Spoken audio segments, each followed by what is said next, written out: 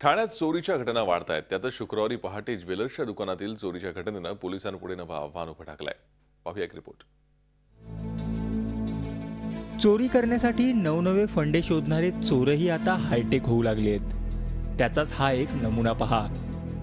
ठाण्यातल्या समतानगरमधलं हे राज gold jewellers.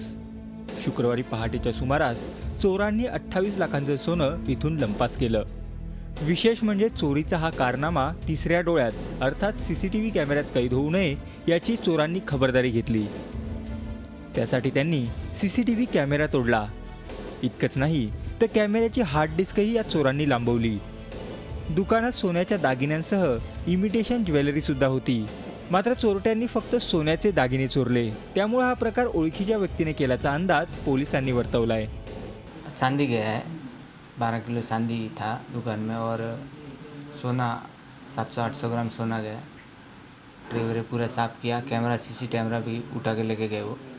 गुन्हेगारांनी तो बॅकअप जो आहे तो हार्ड डिस्क तिथून घेऊन गेलेले आहेत, जेणेकरून आणि ते सीसीटीव्हीचे जे अँगल आहेत ते चेंज केलेले आहेत, जेणेकरून कुठलाही पाठीमागचा बॅकअप तिथं राहू नये।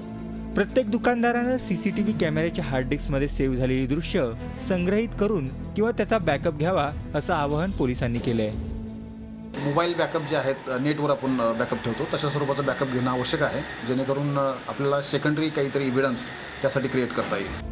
गुन्हेगारीच्या घटनांना आळा बसावा म्हणून तिसऱ्या डोळ्याकडे पाहिलं जात होतं।